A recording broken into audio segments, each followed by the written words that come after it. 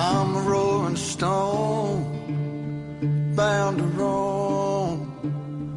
Come the morning, or I'll be gone.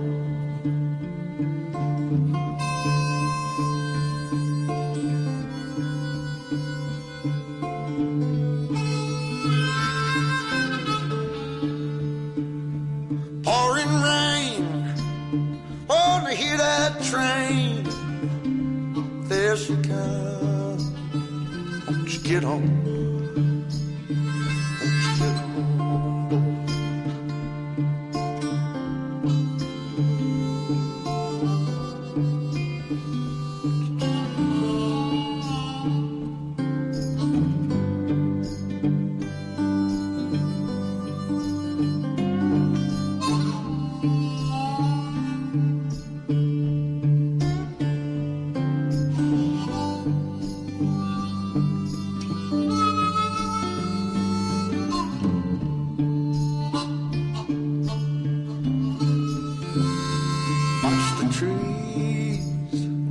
Falling leaves like the breeze. Won't you blow on?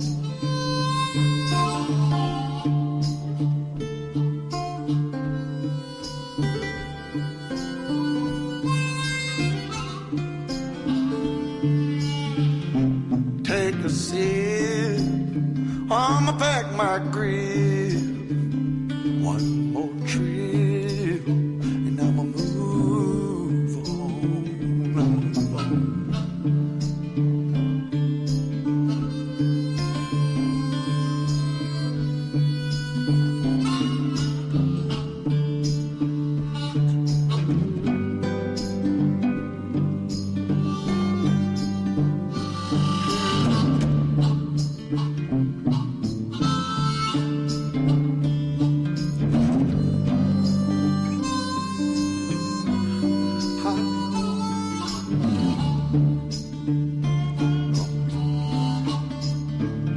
Across the track, don't look back.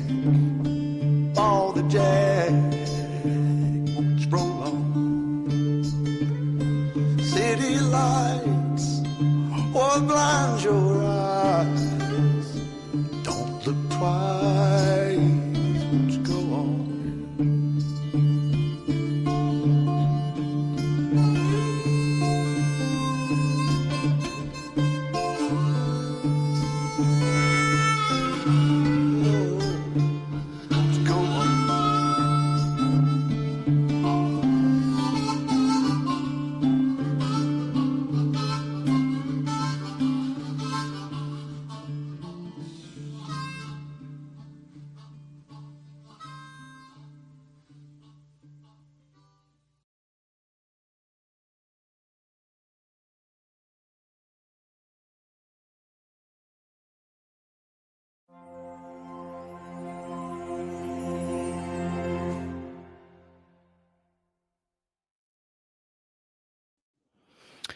Hey, happy Friday, everyone. It's an interesting Friday. I wanted to welcome, thank you, Eve and Robin, again for coming in and modding for us. Hey, Sharon. Hey, Angel Wings. Janet Sarlo, Sandra Perkins. Highway Woman. I'm going to try to keep up with chat tonight. I do almost as bad as Lisa K does. Neela Brander, Shy Girl, I Lori Lemon. Welcome. Melissa's Manny's and more. Hash Brown, good to see you. Passport and Pearls, Ashlyn, Kathy Marsh. Let's see. Angel Wings, of course. I said hi to you. Vicky Brooks, welcome. Joe Popowick, Linda D. Butterfly Kisses, good to see you. Yeah. I was considering going live tonight just to do a study session, and I hope this mic is working. I'm using this mic because I think it sounds better. Hey, Steel and Tree. I was going to go live just to do a study session, just like a random study session. And I was browsing AGO boards. I was browsing YouTube looking for what I wanted to dive into, and I came across a channel that I never watch.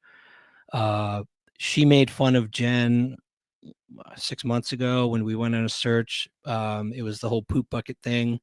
It was ridiculous, and I was in her live once, and she was making fun of Jen, and I'm like, you don't make fun of Jen, and I pretty much stopped watching her forever at that point. And I, did the whole thing, hiding her channel from our feed and not paying attention. But I came across the channel tonight, and one of her recent videos where she did an interview with Fred Hill. So and she wasn't mean toward us. She didn't insult us at all, at least in that video.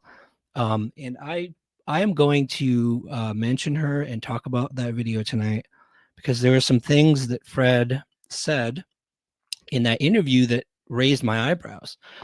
For those of you, hey, sea buyers, good to see you. Yeah. Yeah. We don't have any tolerance for that around here, for making fun of people, especially not Jen. By the way, Jen has a 1 or 2 live a week limit. That's why she's not here tonight. But this is mostly history that I've had in the past when I first started this case with Fred. So that's why Jen wouldn't have a whole lot to say anyway. But this is going to be an interesting one tonight, you guys, because he mentioned something about the history between him and I that was not quite right. And the name Marvin came up again, and Marvin keeps coming up. And I'm starting to ask some questions about Marvin. We're going to get into it.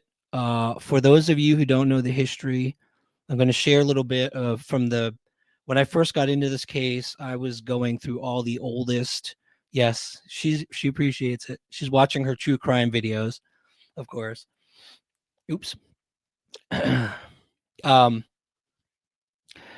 was watching all of the oldest videos, and I didn't know who Ziggy was at the time, and I came across her channel, and I saw these interviews with a jailhouse guy, a guy in jail, and it turned out to be Fred Hill.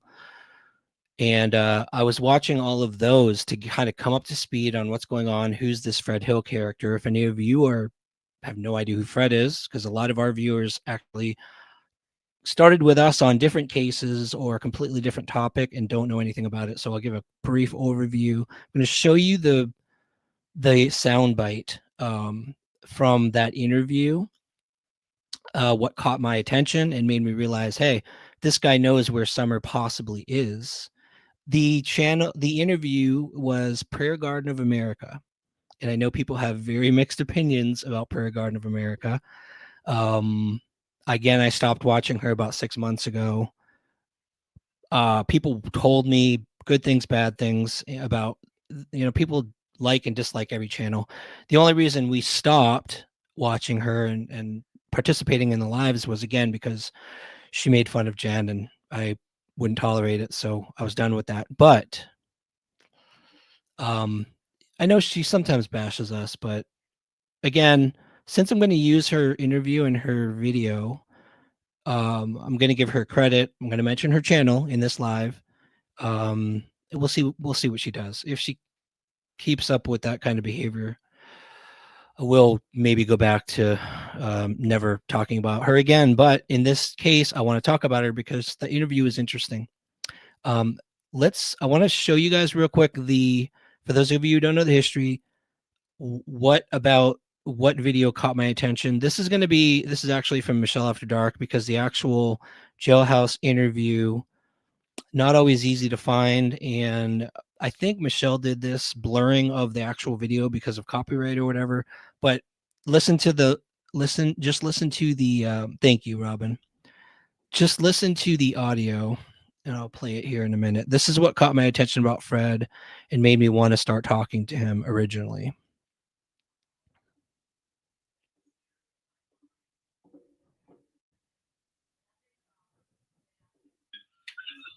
said they're supposed to be checking a certain Okay. area out, Yeah.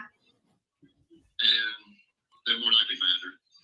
Who's the other person that Marlena Crawford? No, he's been passed away. Oh, another person involved, you think? Yeah. Or you think? Passed away. Who, Rick? Or Earl Taylor? No, it was Cotton Simpson. Cotton Simpson. And passed away in jail? No, Or he prison? fell off a cliff on the backside of Laurel Run Park. Oh, man. They're trying to go to a cave. Wow, have I heard of this person before? Nope. Oh.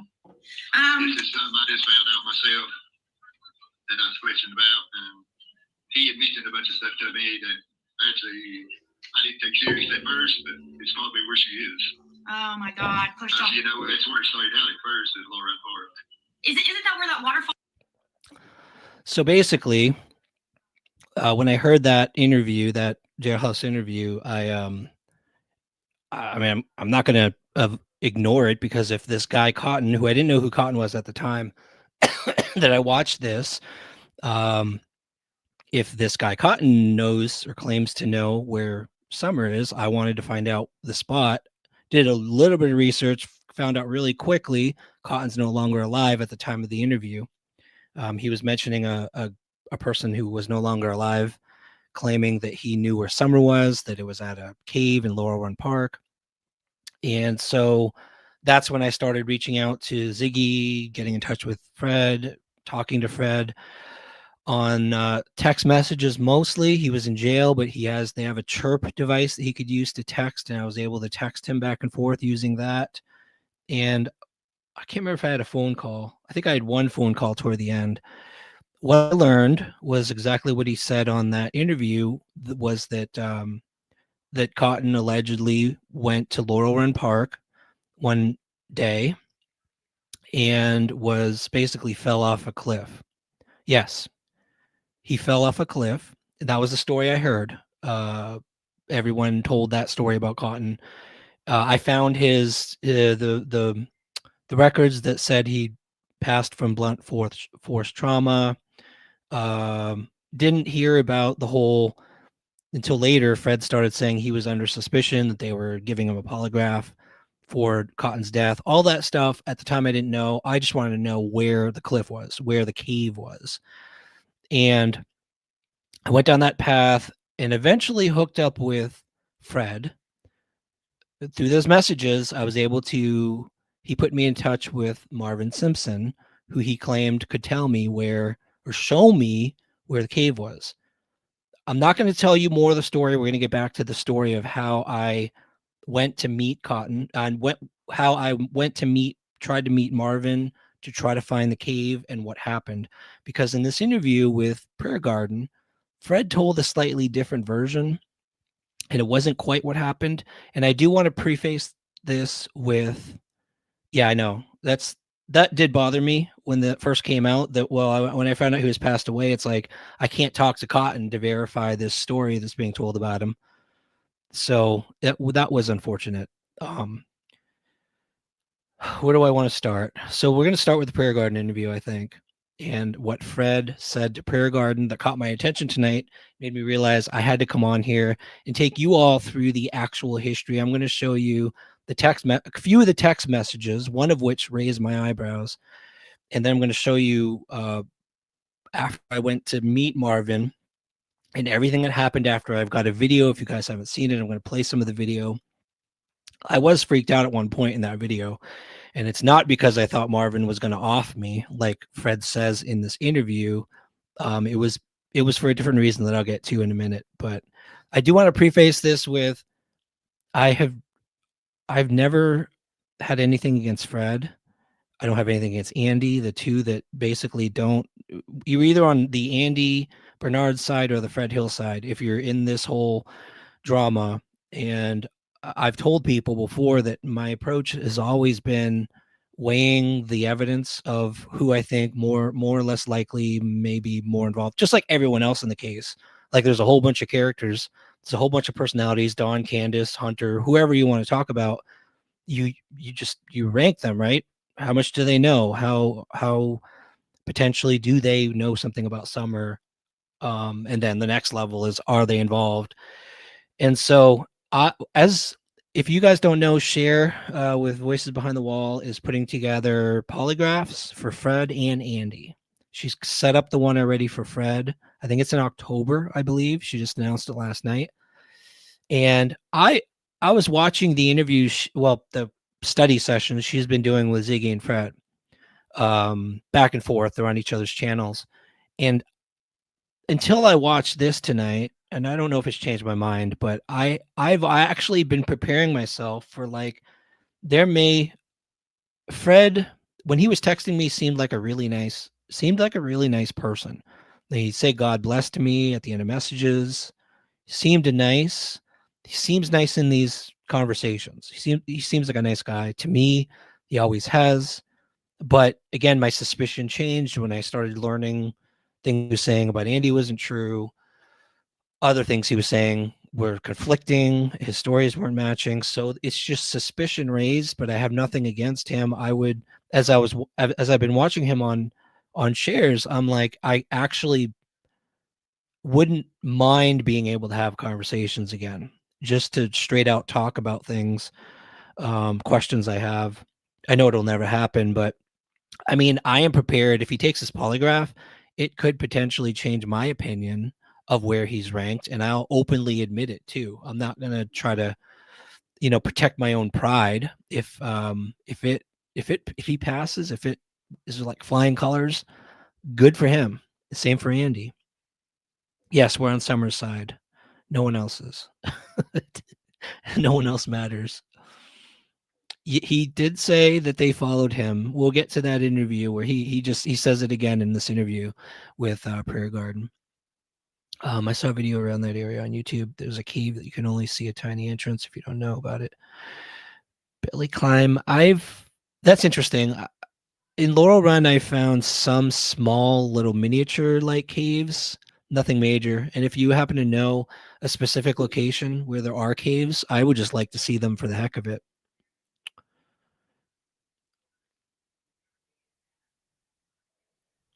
Yeah, that's true. He was arrested, 2023? At times she went missing, yes, it's true. Hey, Jenna. Jen is taking a night off to watch true crime. She wouldn't have much to say on this topic anyway, so that's why she couldn't make it. I do too, Marie. I'd be surprised if they didn't. Well, it'll be interesting. It will be very interesting.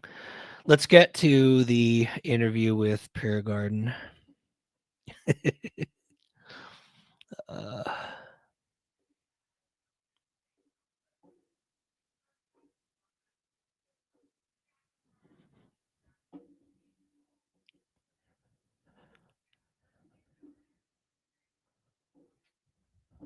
Okay.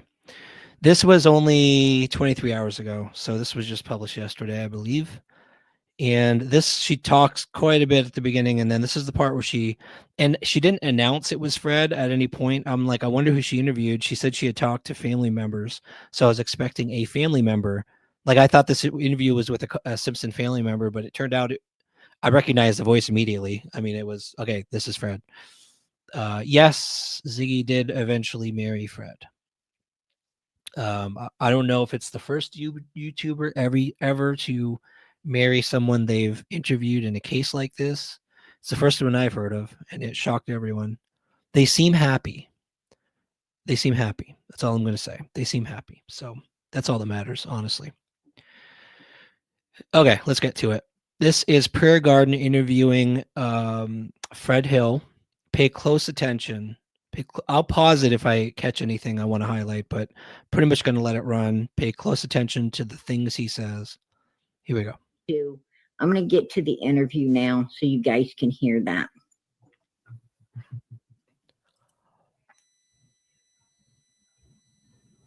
Listen, I was thinking of something. Yeah.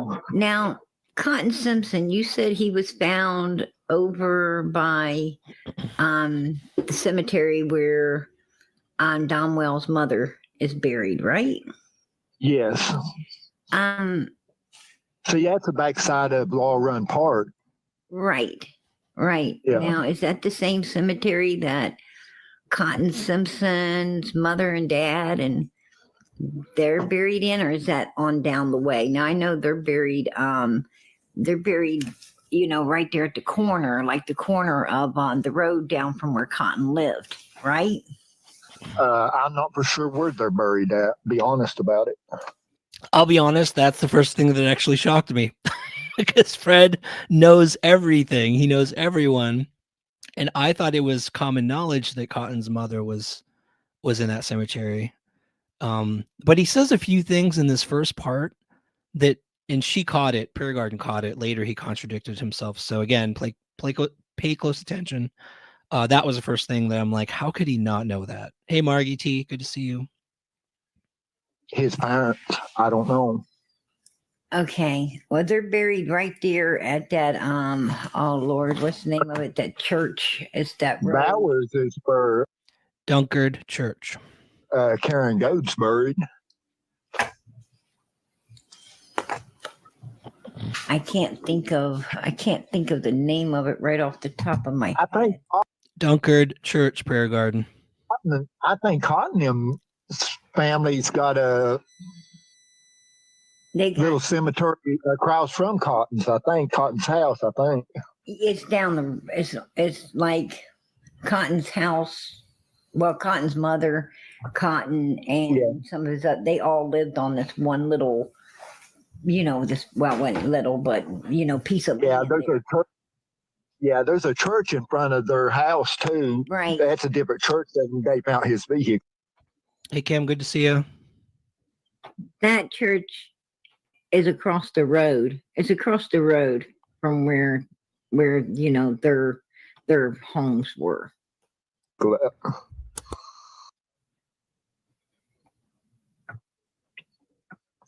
the road that they found his vehicle on is the same cemetery and church that it's Bowers Cemetery. Andy, good to see you. We're just watching the interview real quick. My message to you stands. I don't know how long you can be here, but if you want to, I'll give you a chance to respond to Fred's comment the other night if you want. Let me know in chat if you're interested. If you are, I'll give you a link and you can come up after this interview plays and we can chat about that too. Just let me know in chat if you're interested. I'll give you the link. And I don't know what the church's name is, but Is it Dunk? see, It's Dunk. road that Dunker. It's Dunker Church Road, I think. The cemetery's there. Do you know what I'm talking about? The Dunker. It's like no. as you're going to. This blew my mind. Like how I know he knows that cemetery. The couple that we interviewed who are around the corner, down the hill in that Simpson neighborhood, like all the Simpsons live down there. A bunch of Simpson family, some other families too. And they said they've seen Fred walking through that area. They've seen him. He walks down there. He knows that area inside and out. I don't know why he was acting like he didn't even know I don't know. It was weird. This interview was so weird to me. Down to Cotton's and there's home. I believe that's the cemetery back in there where his mom and dad and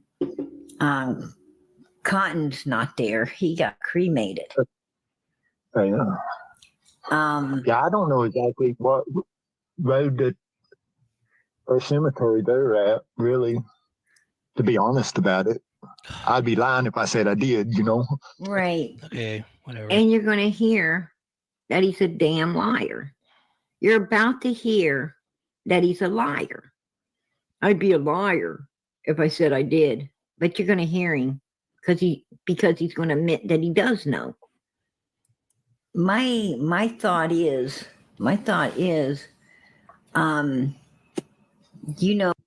And it turns onto Big Ridge Road, and Big Ridge Road cuts across to the road that supposedly that David and George had seen on. Right. Marie, I think you're right. I do notice that. Some of the questions Prairie Garden asked, she paused a long time before because I think she was choosing her words carefully. I did catch that, and I appreciated that too, because she catches a couple of interesting slip ups. Right. Right.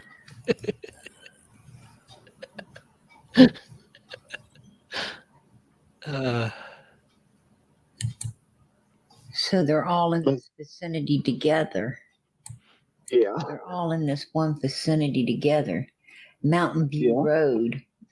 Because Cotton lived right there on Sandy Road, right? Yes. And yeah, you turn on Sandy Road right there on the right. Right. And I know there's And that see, church. Cotton's mother lived in that. See, Cotton's mother lived in that first house, from what I understand, and then his sister lived in the second house behind it. But see, what's strange too, Cotton's sister used to own a white HHR, and then after Summer went missing and stuff, they had it painted or traded it in, and it's a blue HHR now. I've got pictures of it. Right. You know, now, did Don Wells, Don Wells is, and Candace both, they're adamantly saying, we don't know Cotton Simpson. We don't know this guy. We ain't never seen this guy. We know nothing about this guy. Is that true? Well, I do know that Cotton, the last time I spoke to him, he was talking about being up at one. Jenna, this is Fred Hill. If you want to know the background, it's at the beginning of this live. I kind of gave the history. This part is so weird too. I don't. 10, the day Summer went missing. And he's talking about sleeping with mother and daughter. He didn't say whether it was Candace and Grandis or Summer and Candace. So Fred said that several times, the sleeping with the mother and daughter thing. And I do remember the interviews where the Wells had said they didn't even know who Cotton was. So there's those two. What Fred's saying and what they're saying is a direct contradiction with one another. One of them is lying, obviously. Right. That's what kind of you say, he didn't specifically say exactly which one. Do you remember that right after Summer's disappearance that Hey, Lake, good to see you. Don and Candace and all of them, they was acting really. Grandis ran the hell out of there. Andy Bernard ran the hell out of there. Well, see, the law enforcement made Grandis leave because she's not allowed around children, period. Well, I do know that. There was no children. They took the boys and Summer was missing. Simpson had quite a bit of money on him. He had just barely done. I skipped ahead because I wanted to get to the part where he talks about Simpson again. The other stuff I'm not as interested in. Was he at your house the day? Yeah. He was there the day before. The day before he ended up dead, or the very day? The day before. He was at your home. Yeah. But he wasn't. The evening before. He wasn't. Not the day that they found him. No, I didn't know nothing about they even find him. And Marvin Simpson had told me that they. Now, put a 1 in the chat if you remember Fred. Just recently, he was on Ziggy's talking about how Cotton Simpson wasn't, hadn't been around his house for a couple of weeks before he passed away. And he said Cotton Simpson didn't have no money, that he was broke. Actually, I don't remember. Do you guys remember? Put a 1 in the chat if you remember Fred ever saying that Cotton was broke. I remember him always saying Cotton had money on him, but I haven't seen all the interviews. I haven't seen everything Fred ever said. Maybe he did say Cotton was broke. I only heard the story that he said Cotton had like $5,000 on him. 0. Okay. Some of you have heard that. All right. Maybe I haven't seen enough of Fred's various interviews and comments. I don't know. I had never heard him say that, but all right. Put a 1 in the chat if you heard him say that. And there's no way Cotton was at his house a couple of weeks before he ended up on Alive, because he was in jail. He just barely got out of jail. Wait, did he just say a couple weeks? I know for a fact it was hours. Did I miss that? Did he just say in this interview? I don't want to back up. Hold on a second. I'd have to back up. Did he really say week? And Marvin Simpson, they told me that they, Now, put a 1 in the chat if you remember Fred. he didn't proceed to the road that supposedly that David and George had seen on. Right. Right. In that first house, from what I understand, and then his sister lived in the. This Right. guy is right after Summer's disappearance. Actually, Grandis Simpson had quite a bit of money on him. He had just barely done. Was he at your house the day? Yeah, He was there the day before. The day before he ended up. So he said the day before, not 2 weeks. Why did she say 2 weeks? So confused. Dead or the very day? The day before. He was at your home. But he wasn't. The evening before. He wasn't. Not the day that they found him. No, I didn't know nothing about they even finding him. And Marvin Simpson had told me that they. Now, Oh my put God. a 1 in the chat if you remember, because way up to where Cotton lives. So you tell me. I don't think Fred's just this good Samaritan going to follow somebody for no reason. Had found him. That he told me that Betty Jo Simpson had called him and told him that they had found cotton and stuff, and that he had a big gash in his back of his head and stuff. That's why they give me a polygraph, because Billy Joe Simpson. Thank you for catching that, Robin. Again, the name pops up. Marvin pops up again. So it was Marvin and Fred when Cotton showed up, said he had a bunch of money on him. He was worried, allegedly, that he was going to get robbed. I don't know why he would be nervous. Fred said he didn't know why he'd be nervous about that. And again, you don't know how much of that is actually true. But the name Marvin came up again here. Told this guy, this Marvin, which was in the car with Fred, following Cotton, the very night that Cotton became unalived, right? He's found the next morning. Hey, Christy. But the very night that he ends up unalived, he's at Fred's house, and Fred and Marvin are in the vehicle following Cotton. Come on. Put 2 and 2 together. I think it makes 4. Last time I checked. Yeah, I don't know. I kind of agree. I think I definitely agree. If you picture the scenario in your head, Fred and Marvin are standing there. Cotton's like, I am nervous. I want to buy this boat from you. I can't buy it, but I've got all this money on me. I'm nervous. I don't just want to have this money on me. I'm afraid I'll be robbed. And then he takes off. Like, here's the thing. Here's something I don't get about this. If they're concerned about him making it to his location, to his house, with all the money on him, and they want to protect him, why not just say to him, hey, we'll follow you home, and we'll watch out for you and make sure you make it home okay?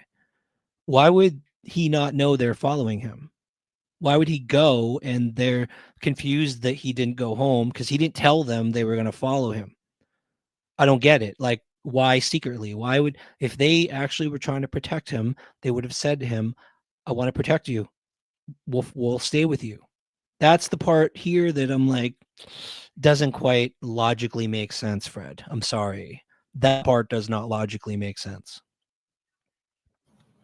They hadn't released that he had a gash in the back of his head. And the only reason I knew. They didn't release it. They didn't release that he had this, this particular injury.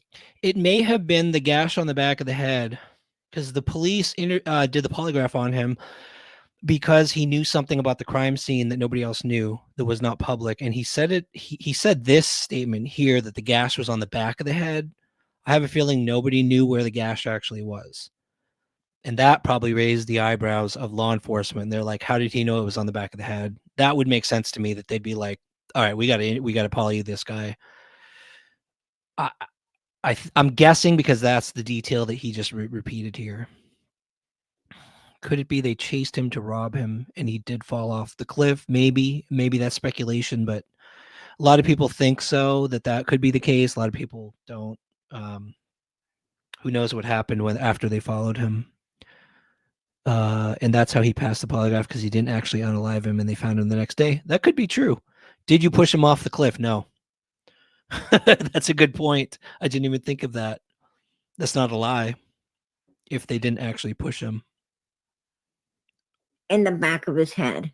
They didn't release it. So, you know, Bitty Joe couldn't have told Marvin that he had something in the back of his head because nobody knew. Law enforcement didn't tell Bitty Joe, and Bitty Joe wasn't there. She wasn't there when, you know, Cotton was found, Cotton was picked up, and Cotton was taken away.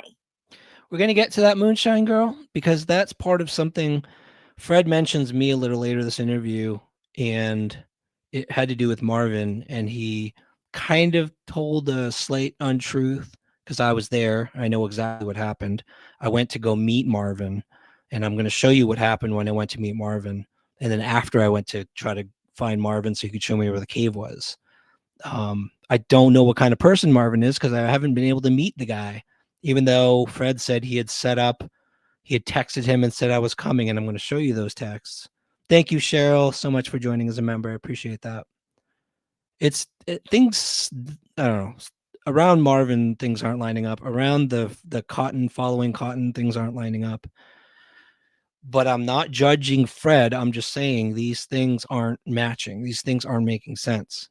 They aren't making sense. She was not there, so she doesn't know. And, you know, and law enforcement didn't tell anybody, so there's no way Marvin freaking told Fred because of this Betty Joe telling Marvin. Betty Joe couldn't have told nobody anything. The reason Marvin told Fred slipped up. Marvin told Fred because Marvin and Fred was there and they already knew. And then they wanted to go blame it on Betty Joe, who wasn't there and didn't know a damn thing, right? It's because she had told Marvin and Marvin had told me. Right. And that's the only reason I knew, you know. Right. The long pause. Hold on. Yeah, I said, I gotta think about this for a minute, right? I gotta think about it. You gotta put the old brain to work. You know, Robin, I can't remember. When I interviewed that couple, I think they said that the woman that lived in the corner behind the very edge of the woods that goes into Laurel Run, but I can't remember how the relation. I think that might be Betty Joe.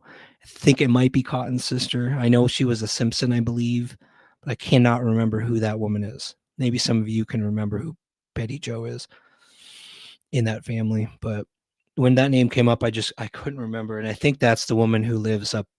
Okay. Yeah, I think maybe they're cousins. I'm trying to find out exactly when Cotton passed away.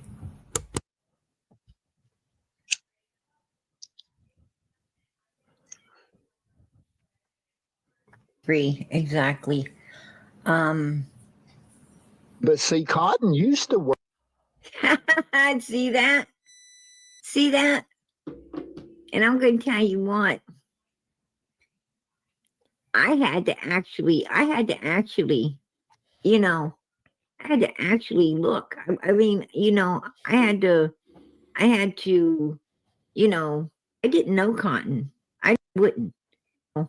All of that word to anyone. Times they don't know how around.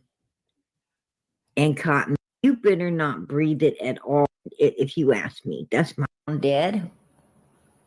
Sometime the next day, I don't know what time. He was found dead. They said some hikers had found him or something. Right, the next morning.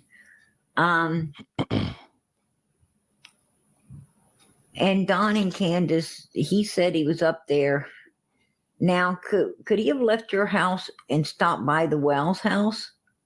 No, because me and Marvin actually had followed him and stuff to the top of the mountain, and we turned around that up the mountain at the Mountain View at the stop sign. Right.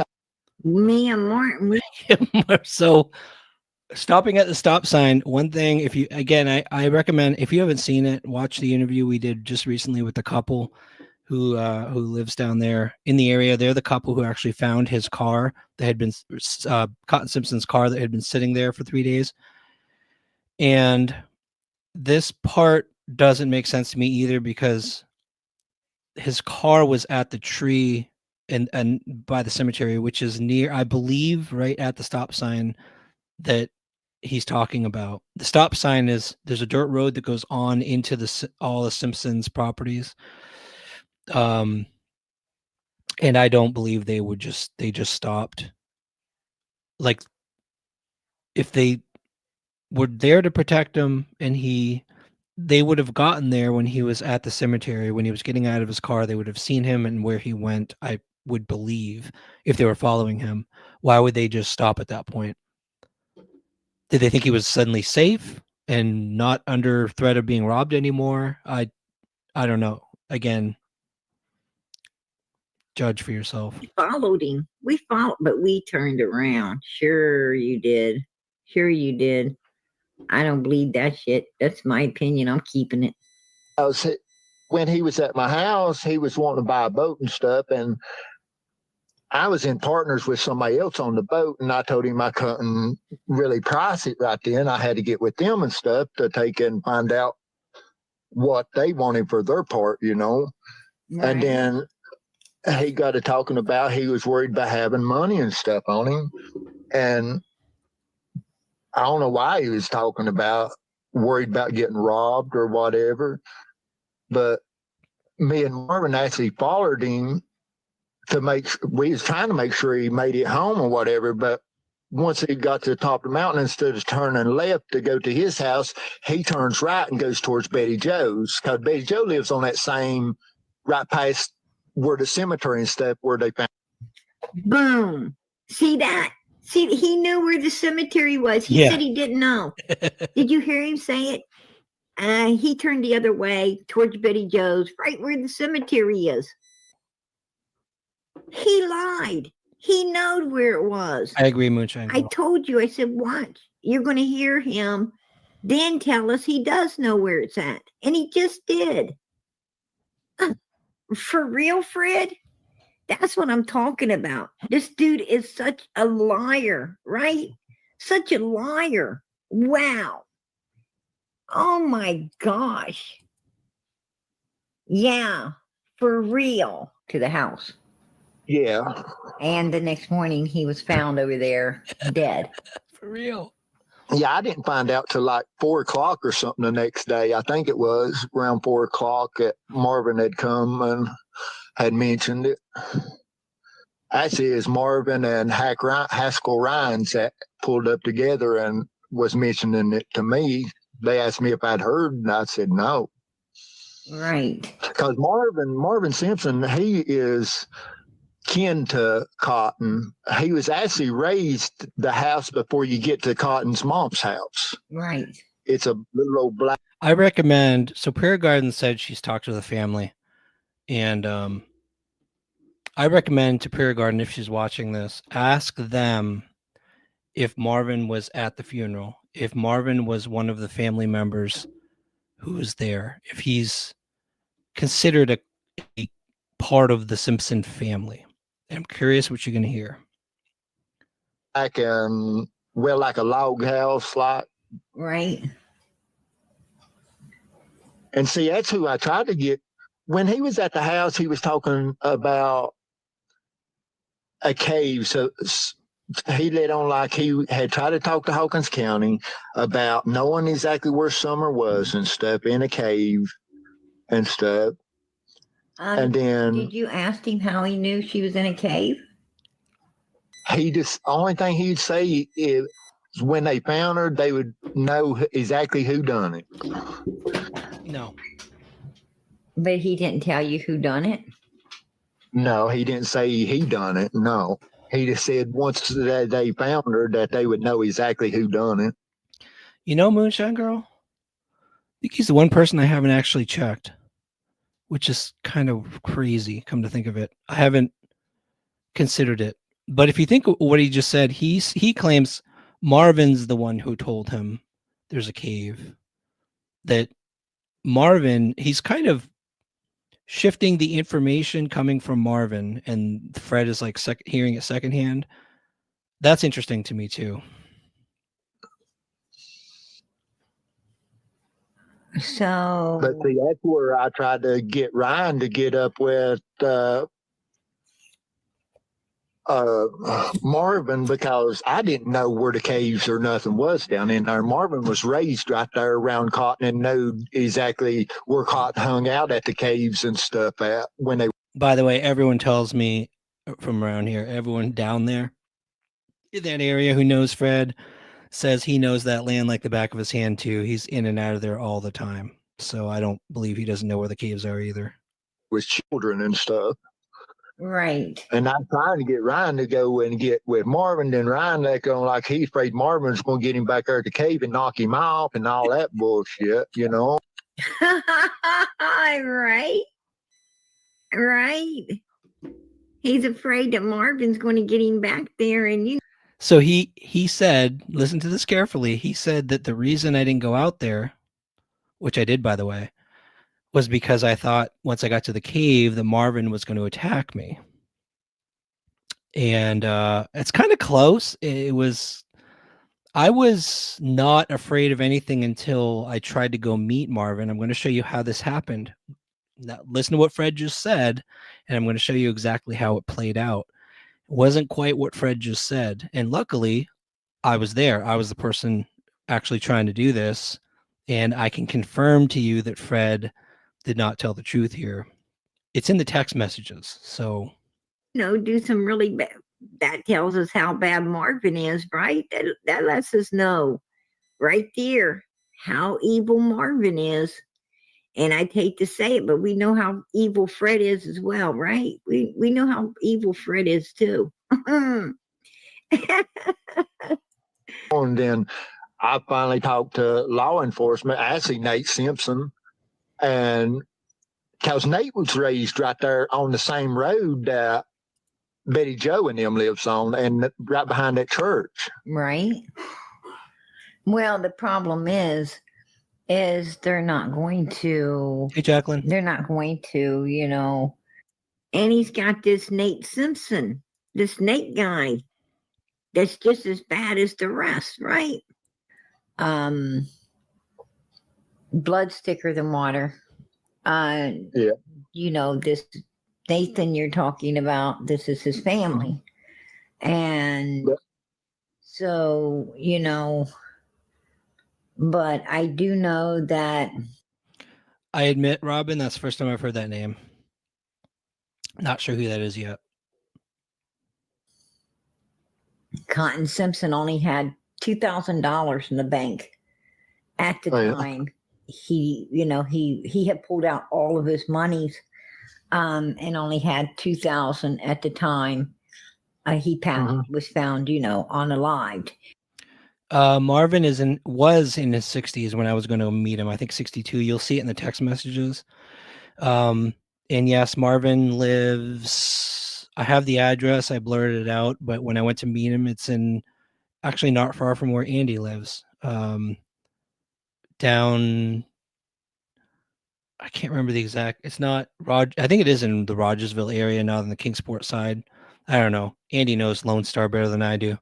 I believe it's closer to the Rogersville side. But yeah, he's a local. Hey, Mackenzie.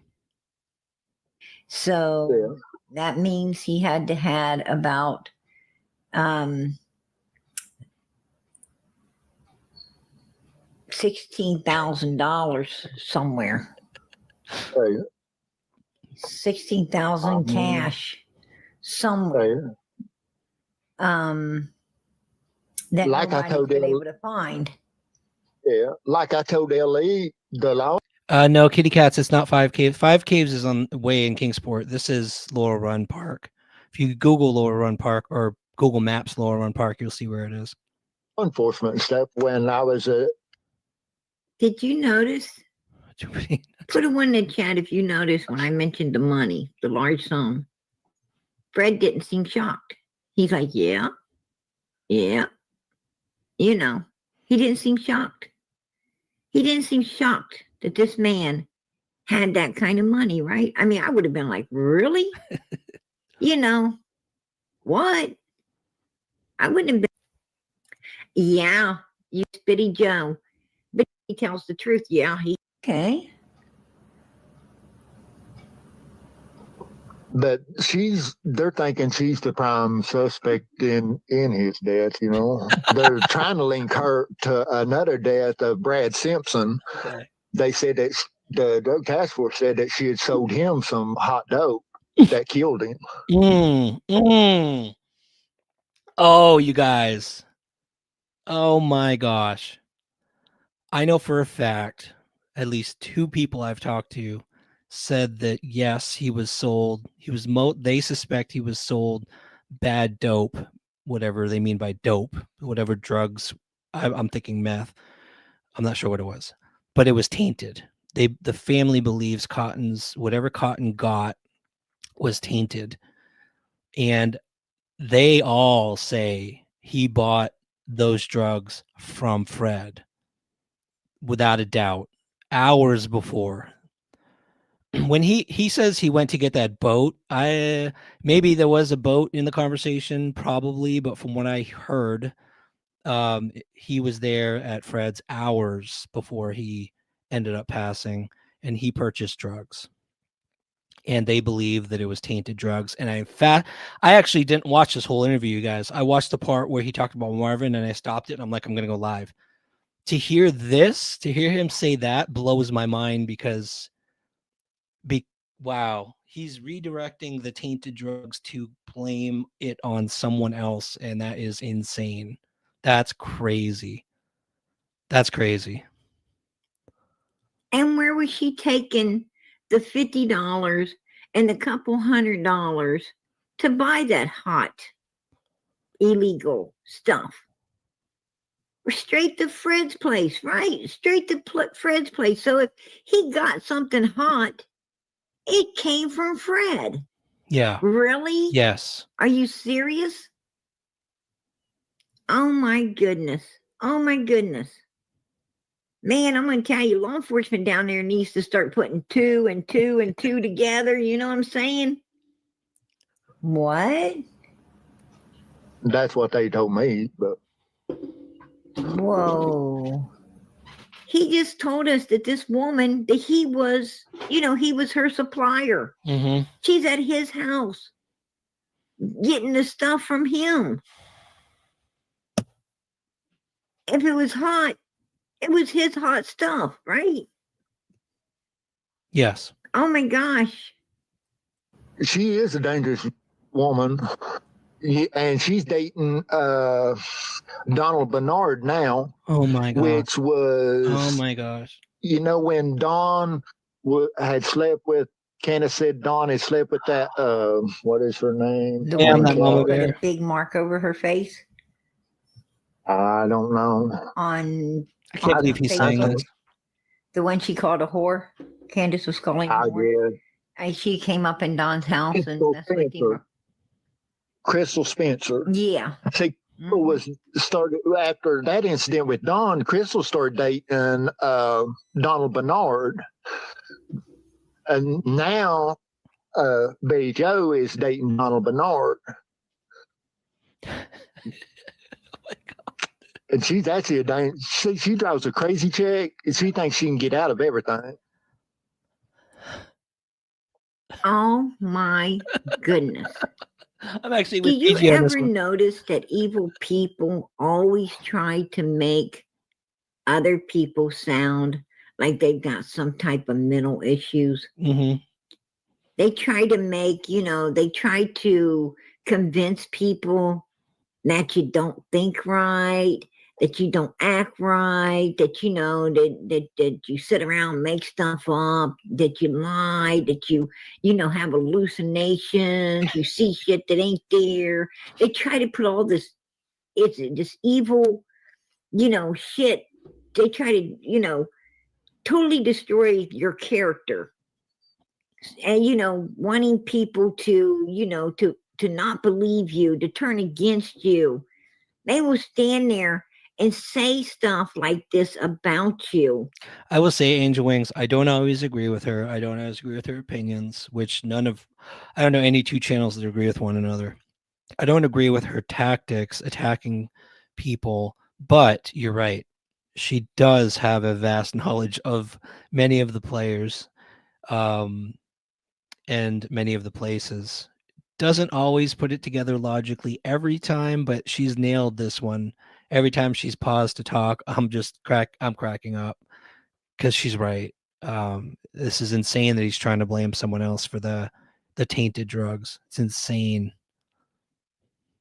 Hoping no one believes you, right? Unbelievable. And Crystal,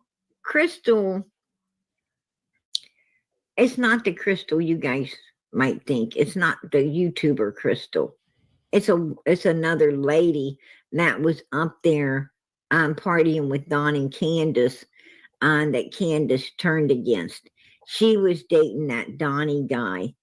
And then this Betty Joe that Fred's trying to pin Cotton on, lie and pin Cotton on, Cotton's death on. Any relation to Andy? Yes. Oh, what is he to Andy? Oh, wait. I don't. Sorry. This Crystal did. You know. And that Crystal was far away from Ben Hill Road when Summer came up missing. Trust me, law enforcement already knows.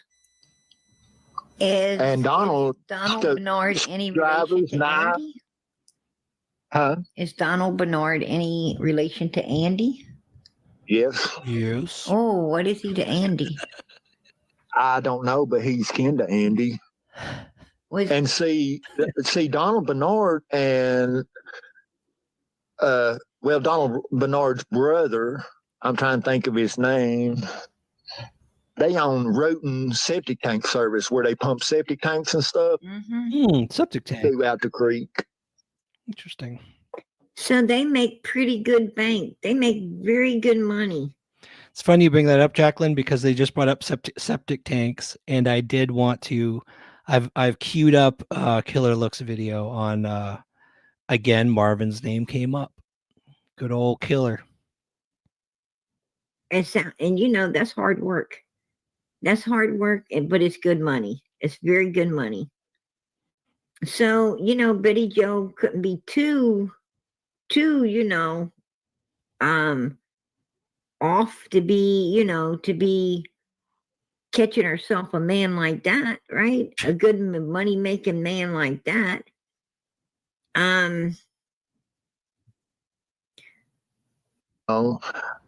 With DJ Smith, Dennis James, Samuel Smith, when I was in the halfway house. None of those people down there really walk around PG. This is like, you know, the biggest garbage bag you ever seen of humans. You know, all traveling together. Nobody down there is really walking. Trust me. They all like, if you was walking, somebody's going to try to pick you up and give you a ride anyway. That's what I'm trying to say. He does crack me up. You know, people's always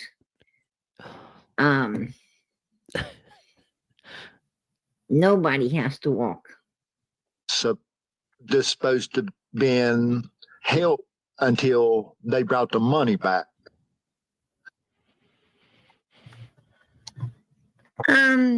He says 7 or more on June 15, 2021, after Don Wells drives to Subaru the day before and fires his co-worker to blame everything on. We know that Candace gets up in the morning and she uses Grandma's knee to go into Kingsport and pick up Hunter, who is up waiting Let's repeat that. Yeah.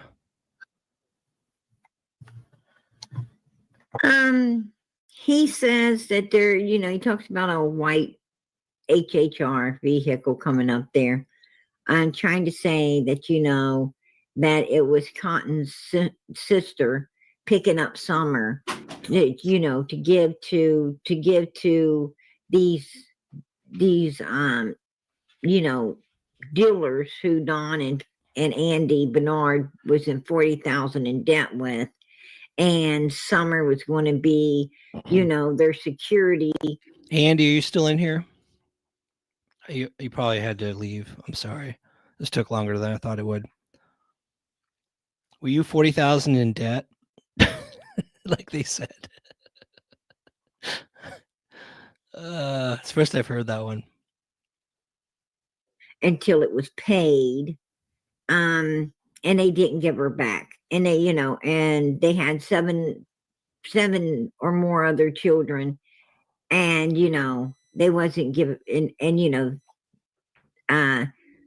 they didn't return Summer. They didn't bring her back. That's BS. That's BS if I've ever heard it. Mm-hmm. I'm going to tell you what we do know. We do know that Candace got up along with Don Wells and it's on. They excuse to wait. They get to Hunter's house, get back to the house, and the boy, Candace went home. I think she talks the rest. And law enforcement knows she came out after over and put her down here. But you're not going to go. But the heel, and I was just, because if you... Yeah, I think she talks the rest. Let's get to Marvin. So what he said was that I didn't go to Laurel Run because I was afraid that Marvin was going to knock me on the head or something like that. I'm going to show you how it played out. Let's switch back, and I'm going to give you the text messages. So what happened was I arranged, once Fred told me this guy Marvin knows where the cave is. They both went to Fred was in jail, obviously, so he couldn't bring me. So he said, go meet this guy Marvin, and he'll show you where the cave is. So I set up that weekend. I was ready to go. I was going to go pick up Marvin at his house at the address that Fred gave me. And we were going to go Laurel Run, and he was going to show me where the cave was. And I was excited to finally find this cave I'd been searching for weeks. I had like a grid pattern in Laurel Run that I was searching the off trail and everything to try to find this damn cave. And I'm going to show you the process of the messages and what Fred said. There's something that Fred, I mentioned this a while back in a video. Let me share the window. And I don't know how many people caught it. And I'm going to play it again because this is really important. This message was really important because it's a clue that shares a little bit about the relationship between Fred and Marvin and the Cotton Simpson case and what happened to Cotton Simpson. Good. First we were setting up the meeting. Hopefully you guys, the sharing window sucks. I'm going to have to share each message one at a time. I'm sorry. Okay, first message. He gave me Marvin's address. I said, thank you. That would be really helpful to have someone who knows where it is. He said, Marvin Simpson, he lives at, I blurred out the address, but it was in Kingsport, closer to the Rogersville end. Just tell him that I had sent you, that I need him to go with you to show you that area. I said, fantastic. And then this message to me has always, I do not understand what he was saying. Help clear our name. He was raised in the area and swam in the swimming holes. All I know is Fred was forced to take a polygraph in relation to Cotton's death. What does Marvin have to do with that? Like, why did he say to me, help clear our name? Was Marvin a suspect as well? I hadn't heard that before. I hadn't heard that Marvin was a suspect, just that Fred was. I could understand if he said, "Hey, dude, help clear my name," but help clear our name. I don't get it. I don't get that piece. I've never understood what in the world he's talking about on that message. And he said he knows where the caves are. He can help you out. All right. So I was excited. And I'm going to share the next one.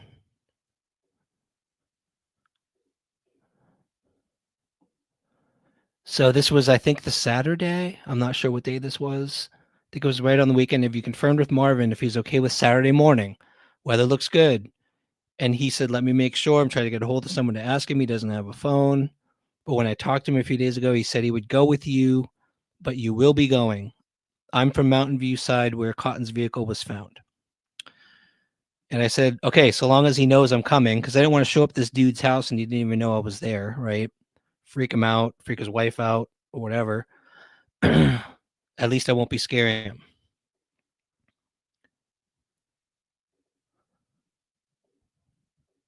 Next text message. He knows you're coming. He knows you're coming. And that he can trust you. He will be a great help. He's got long blonde hair and about 60 years old. Excellent. And he said he sent a message to Marvin to expect me Saturday morning. Everything was set. He said he sent Marvin a message to meet me Saturday morning to find this cave where allegedly Summer Wells was. Can you imagine how excited I was to think that someone's actually going to show me and I didn't think Summer was going to be there, because if this guy knows where the cave is, why would he not have already turned it up or turned in evidence? But at least I would find the cave that Fred was talking about. That was what I was excited about. I wanted to know where the hell this cave was. So it's all set up. Saturday comes, I jump in my Jeep and I drive to the address and I pull up Marvin's driveway and I park the Jeep and a woman walks out. I don't know who it was. And they had a bunch of dogs there. I got out, was petting the dog, and I'm like, and she came out of the door and I'm like, is Marvin here? She said, no. I'm like, do you know Fred Hill? She had a weird look on her face when I said, do you know Fred Hill? And I can't even describe. It was like, who the hell is this guy who knows Fred Hill kind of look? You know what I mean? Like, who are you? She went from smiling because I was petting her dog to when I said, do you know Fred Hill? Her smile went away. And I don't know why. It was weird. And then she said, no, Marvin went with someone somewhere. They had taken off already. My opinion, that text message was to clear him if something happened to you alone with Marvin. Interesting. Huh. It could be. Yeah. Yeah, he was a no-show, and she had told me that they just took off. So in my head, I'm thinking at this point, and I'm going to show you guys the video. It is kind of funny now that I watch it, but I'm thinking this guy knows I'm going to the cave. I want to go to the cave, and he takes off before me. Are they trying to race to the cave to, like, I don't know, remove evidence or clear it? Like, maybe he didn't know until Fred texted him that someone was actually trying to go to the cave. And so Fred alerted him that now someone's going to be going there trying to find the cave. So I'm thinking they're racing me to the cave at this point, and I need to get there before they get there. That was what I was thinking. I wasn't afraid that Marvin was going to hurt me. I was afraid that they were trying to get there before I could get there. So I jumped in my Jeep and I ran to Laurel Run as fast as I could, following the speed limit. And this is what happened. I'm going to show you guys clips from that video if you haven't seen it. This was from a year ago, Laurel Run Park. It's called, if you want to watch the full video, it's called Search for Summer, Something Fishy Going On, Fred Hill, Roy Simpson, and Laurel Run. And I'm going to show you the progression of you'll see in my face, like as I'm hiking in, trying to go as fast as I could and get to where I thought the cave was around the Logger Fall area, what happened. It was anyway. Let's watch it. I'll jump around, but I won't make you watch the whole video or anything.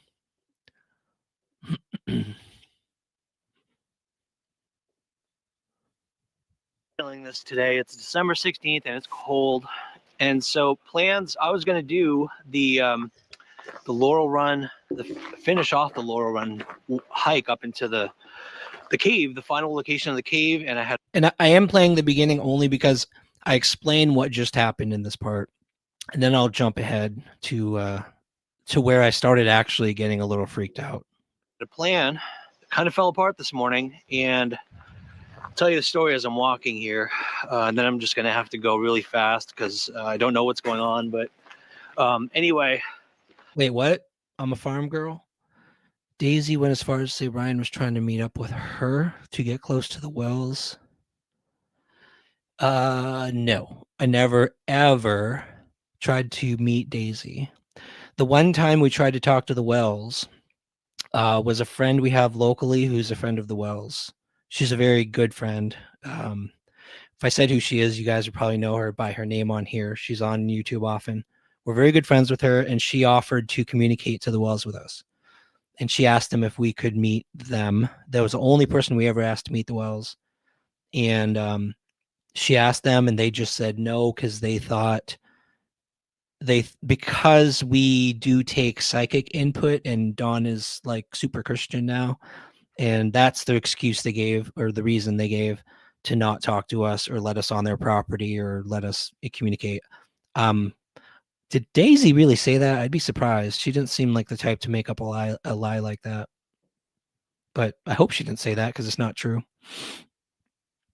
So Trevor wasn't feeling well today, so he had to back out of this Laurel Run hike. I wanted him on this one because it was really a special one. I think, did Cotton know that Fred and Marvin were following him? Fred said Cotton didn't know, so why would Fred? Exactly. I don't think Cotton knew, and if they were trying to protect him, like I said earlier, if they were trying to protect him, they would have said, hey, we'll follow you home and make sure you get there safe. So he didn't know, and why they were following him secretly is anyone's guess. Hey, Teresa. I'm sorry. You have to catch up. All right. Sorry, you guys. Let's get to this. We finally find the cave and put all the stories to rest about Roy Cotton Simpson. That was the plan. And so I went over to basically Fred Hill. I'm sorry, I got to comment on this. Did you know, Running Bear, that Seventh-day Adventist founder is essentially a psychic? If you look up the founder of Seventh-day Adventist Church. They might call her a prophet, but she's essentially, she had made predictions of the future. She's essentially a psychic. So to say that, to put down psychics as a Seventh-day Adventist is kind of funny in my opinion. But anyway. Got me an interview this morning with a member of the Simpson family, an older guy who Fred said knows where the exact location of this cave is, and told him that I was going to be coming today. And of course, I didn't want to get there too early, give him time to get up and have his coffee. So I showed up around 10 o'clock, figured he was expecting me. And I showed up at his house. It was all arranged.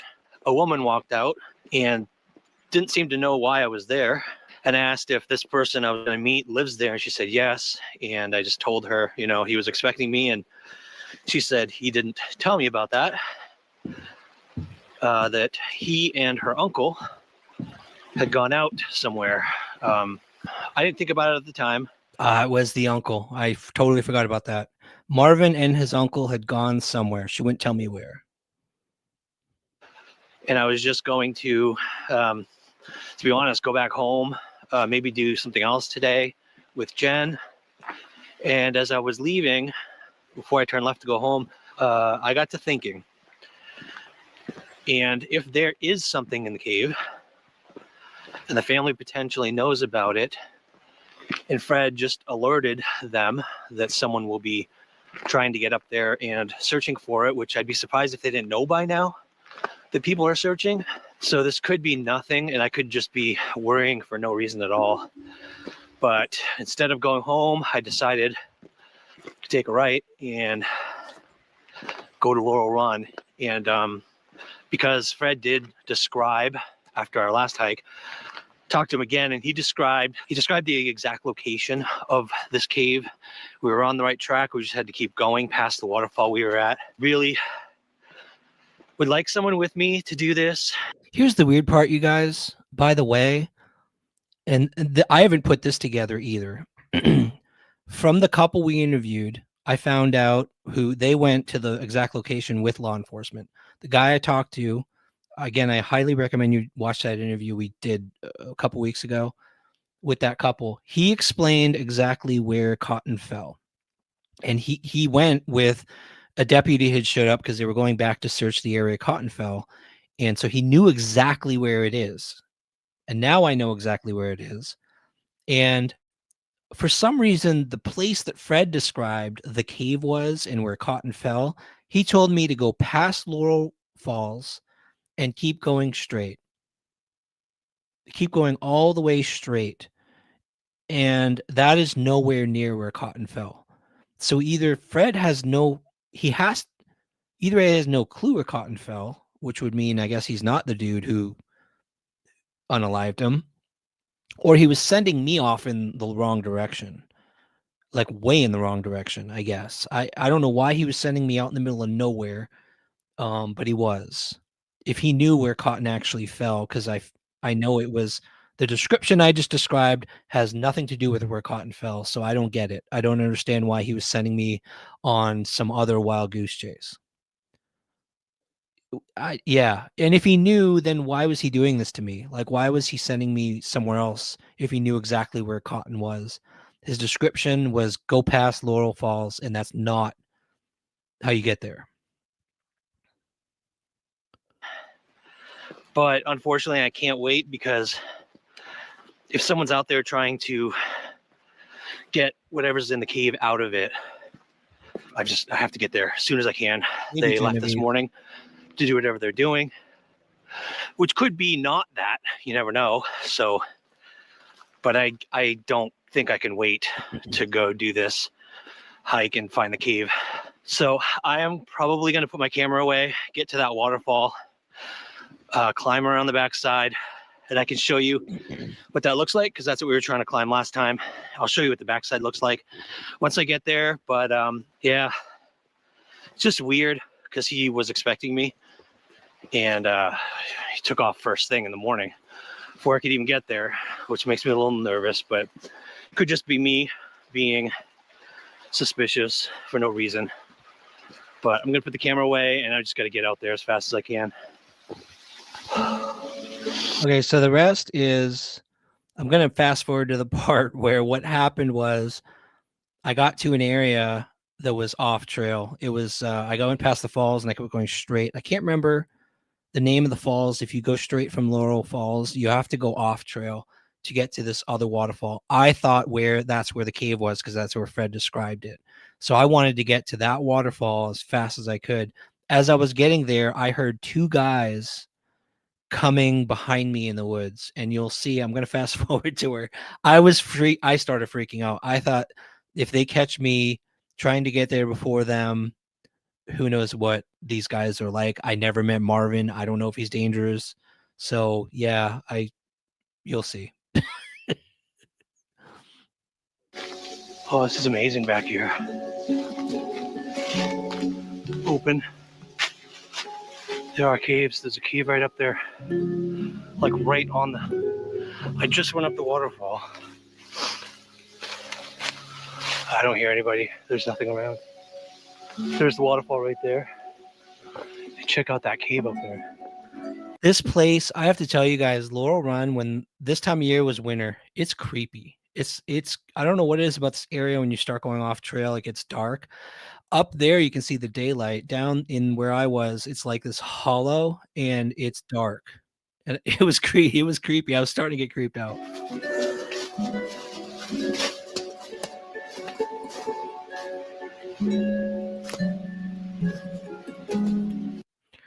Hey, Killer, how's it going? You think Marvin is dangerous? That's good to know. Because I thought he was following me, or at least trying to race me to this cave at this moment. Thanks for joining us, by the way. You'll see in a minute, I mentioned it. I was definitely carrying.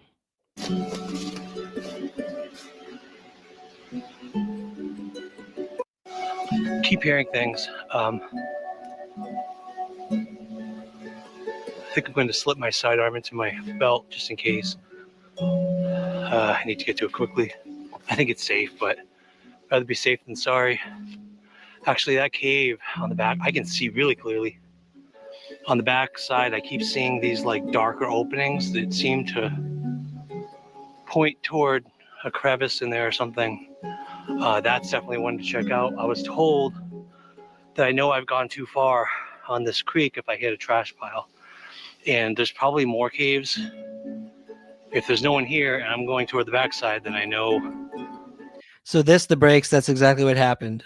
And you'll see my reaction. I'm not proud of how scared I was, how nervous I was. You'll see I actually went up the cliff, got off, and so where they couldn't see me, I'll show you. And I was behind a tree, and I didn't quite take out my sidearm, but I was ready.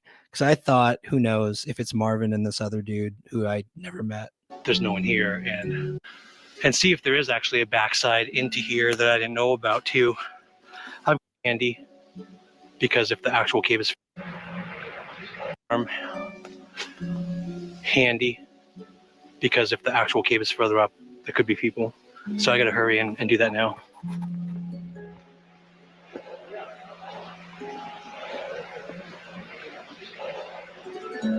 You guys hear them talking in the video. I don't know if you can pick it up, but they were walking by and talking. I didn't know who they were.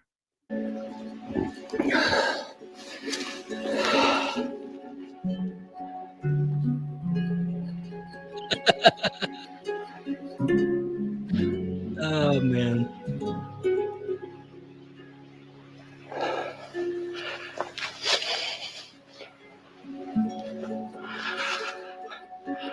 I saw two guys coming up the trail. I got out of the way just to see if I know what the family member looks like. So I just wanted to see if he had the hair length and color that I was told he had. Neither of those two guys are him. So I'm gonna hop back onto the trail. Looks like the other side's actually better. Those guys were flying. So I'm gonna take that trail.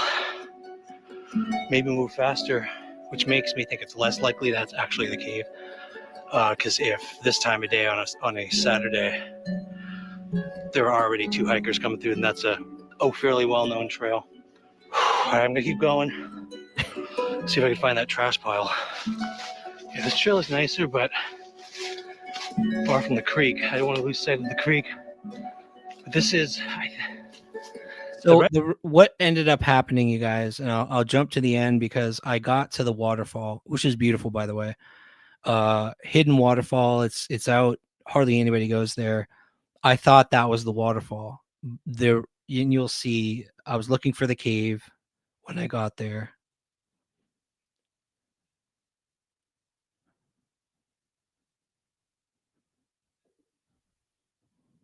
Close to the trail. No way anything's in there, but for the sake of it, I will show you all what that looks like. A little area. This rock right here, pretty.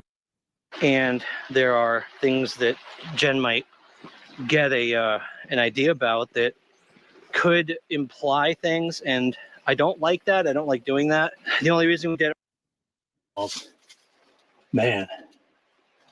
Oh, actually, you know what? Actually, yeah. On this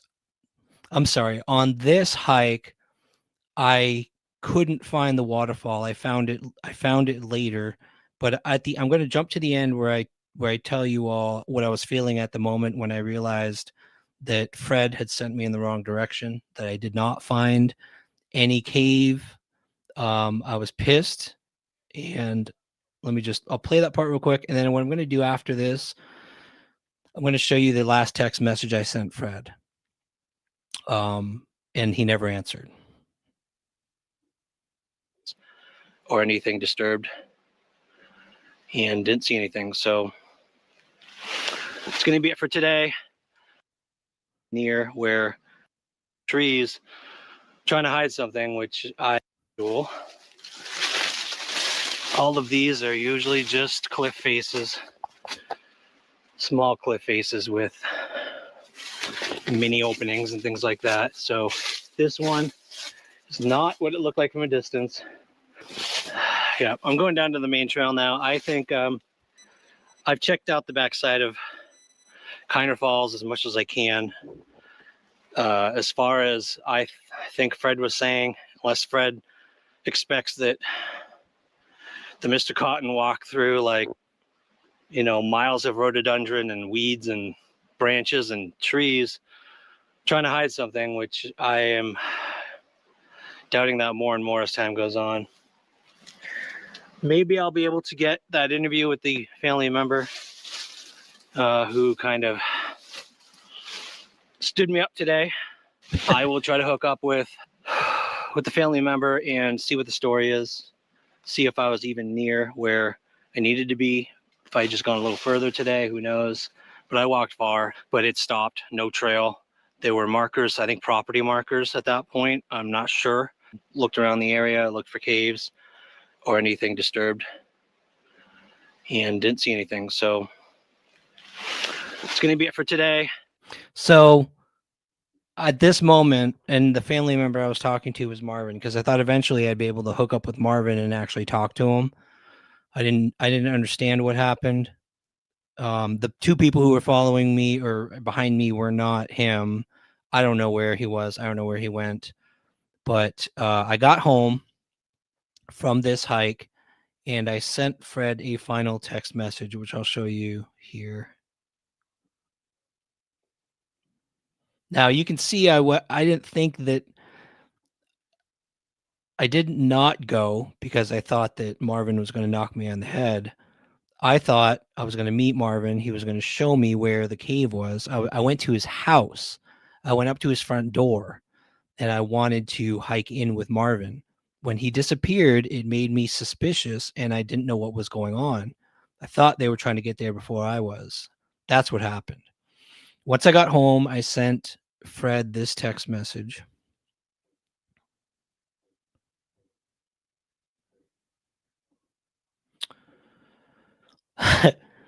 So this was while I was on the trail, actually, 10:47.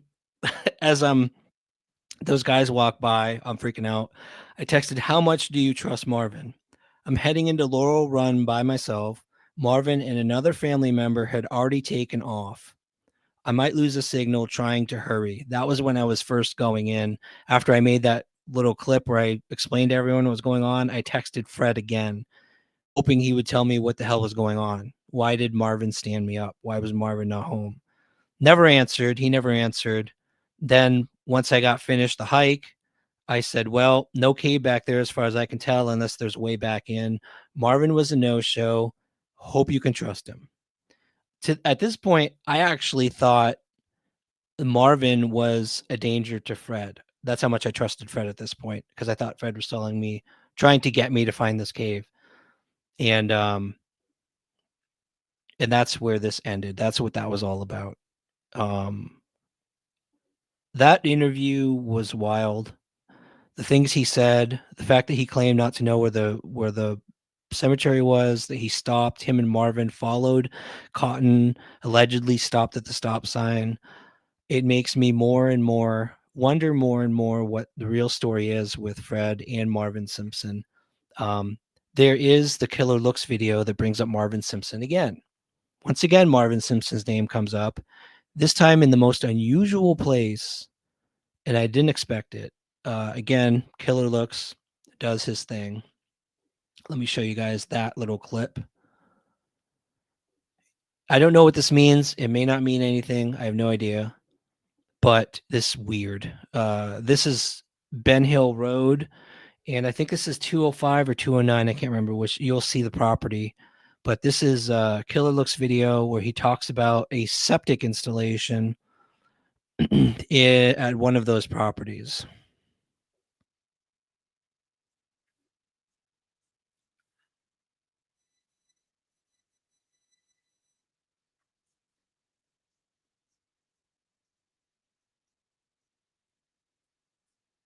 205 Ben Hill Road, deemed abandoned last year.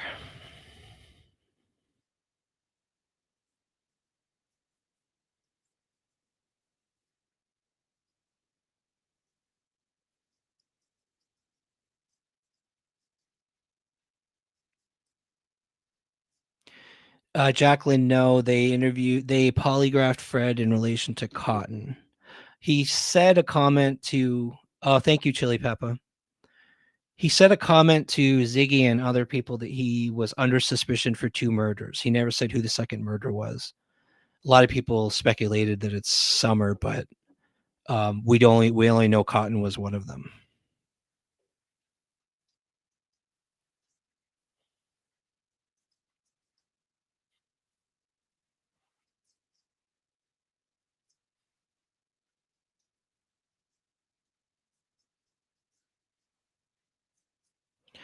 Marvin Simpson, that's his wrong address, by the way. It's not his current address. But at the time he installed this septic system, it was Marvin.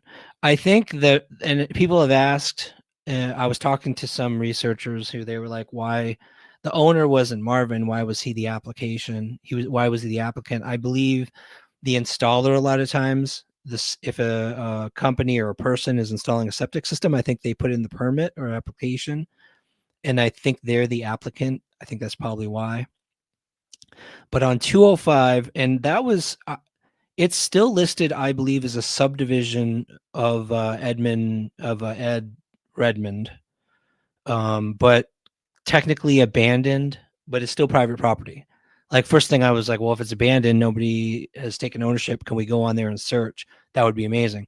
But it's still private property. It's owned by, I believe, Redmond at this point, or at least it's considered a subdivision. It's very confusing. Even though it's abandoned, it's still private property. But it's weird that Marvin was the person who had installed this abandoned septic tank at some point.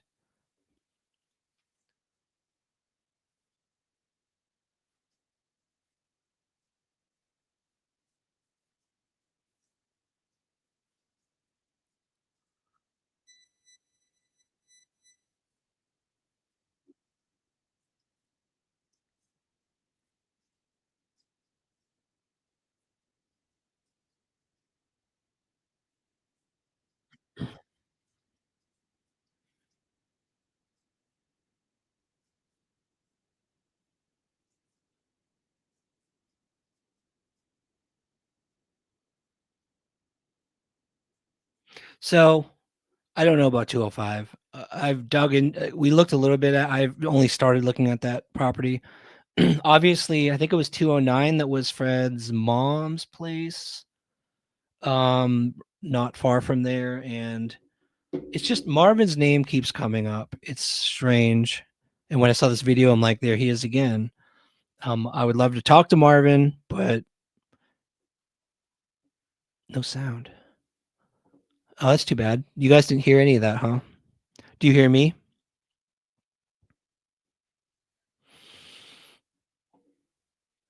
I probably not going to replay that, but it was installed. What date was it installed? Good question.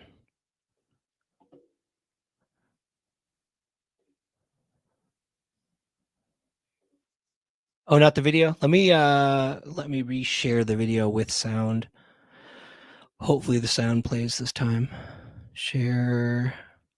It says share audio tab.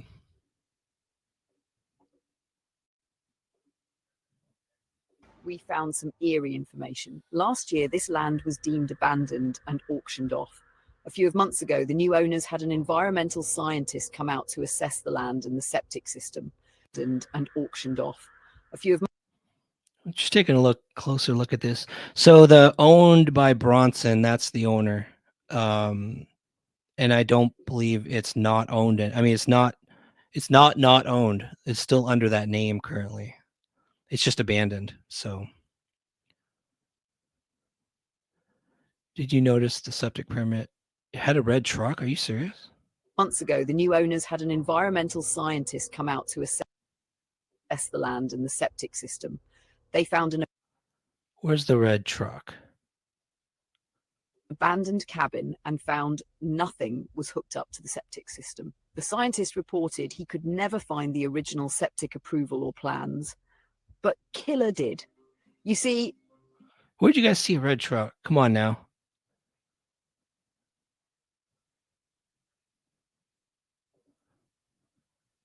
this area where X marks the spot, we found some eerie information. Last Are you guys talking about this one? I gotta look really carefully now. Reliable title, tour on the permit. Okay, we'll go. year, this land was deemed abandoned and auctioned off. A few months ago, the County, map, parcel, subdivision, lot owned by Bronson. Time of the investigation, there was no evidence of sewage. new owners had an environmental The house appeared vacant. Performance of septic, typically. scientist come out.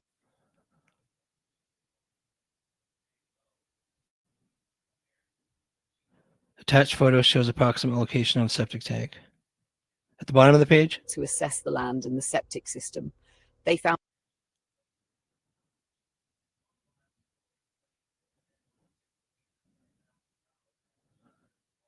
I'm looking, you guys. I'm an looking. abandoned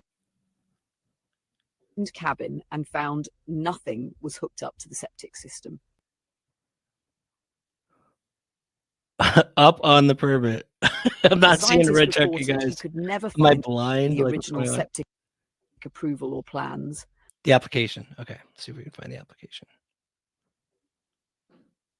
Redmond property, but now abandoned.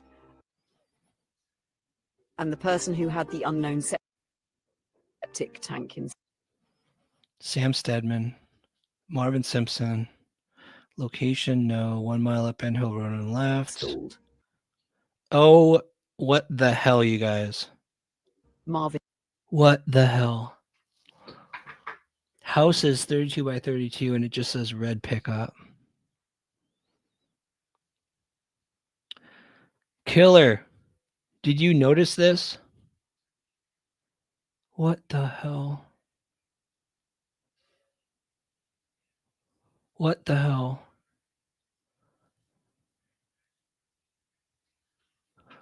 Oh man, that's crazy. What the hell? Basement plumbing fixtures, blah, blah, blah. Stake lotted. Why would they just put the word red pickup?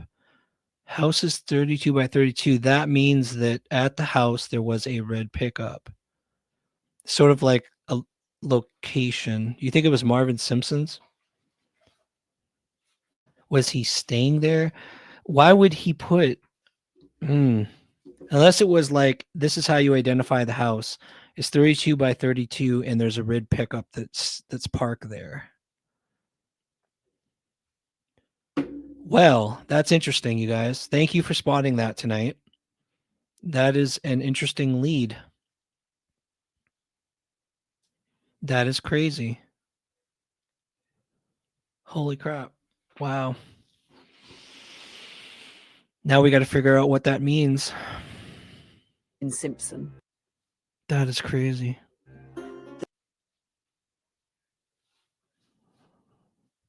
Did Marvin Simpson own a red pickup at any point?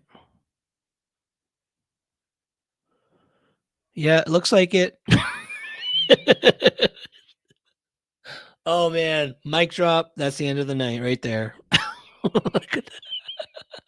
That's one way to get to the end of this, huh? Apparently, Running Bear, the maybe Marvin who installed these septic tanks. What was the date on this, you guys? What was the date on this? Is there a date anywhere? 2016 is a recording date. That was a long time ago. That was a long time before 2021, though.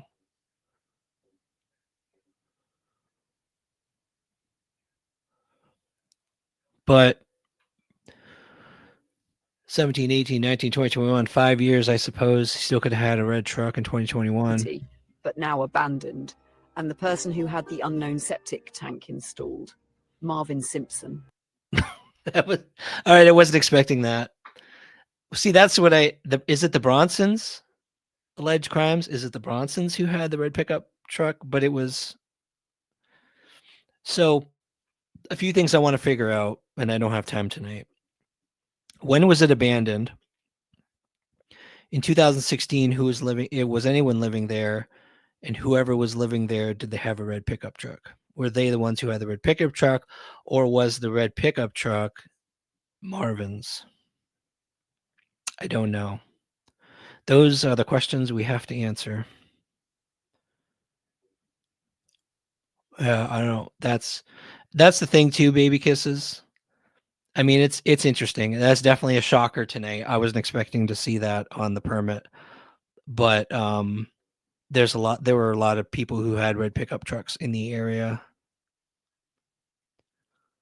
Andy, are you still in here? I know it's really late. I promised Andy. There was a comment made the other night in the discussion on shares that called out Andy's name and accused him of something pretty horrific that I'm not going to mention if he's not here. I was going to give him a chance to speak on it if he wanted to, but it's probably too late now. Probably doesn't have a chance, but I'll give him an opportunity some other time. And Arnold had it in 2006. Okay. We're going to have to look back at the property records and tax records and see who actually had it at that point. And anyone, whoever had it, whoever owned the property, or Marvin, which one of them owned a red pickup truck at that point? Yeah, they might. Don and Candace might know if Marvin drove a red truck. Someone might know out there. I'm sure there will be probably some YouTubers on it. But that's a pretty cool lead. Thank you for spotting that, you guys. This is why it's nice to do, honestly, study sessions with you all, because you spot things quickly. That was pretty cool. Right? It just jumped out. And I totally missed it. I'm glad you guys spotted that. Thank you. So that was the story. I wanted to kind of fill you in on if you saw that interview. It was a good interview. I have to give props to Prayer Garden. She did a good job asking those questions to Fred and getting him to talk about all those things. And when he started mentioning this scenario, which I was part of, I was able to share a little more light on what actually happened. And why the search fell through. Marvin never showed up. He was a no-show, and I don't know why. Yeah, I hope I'm not doxing anyone, because the phone number's there, but I know that's not his current address. I don't know about the phone number though. So anyway, yeah, that's crazy. We just found another red truck in this case. That's great. Yes, Andy has agreed to take a polygraph. And as far as I know, so far, he's still agreed to take the polygraph too. Fred's at least is in October, and I think they're going to do it at the same time, from what I understand.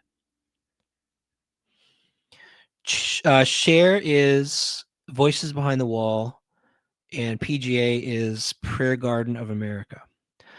I will link to Prayer Garden's interview because I've shared the interview here and I've used it, so I'll give her credit for that. I'll post it in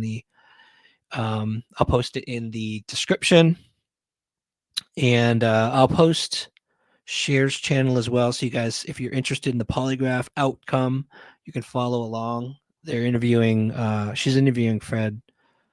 Not interviewing, study session frequently. It's interesting. It's fun to watch, to see what else Fred says. Sometimes he contradicts himself. And I am going to wrap up tonight by saying that, again, I do not. Sorry, I had to read a message from Layla's search team because we're trying to set up a search tomorrow. Yeah, still hard to plan.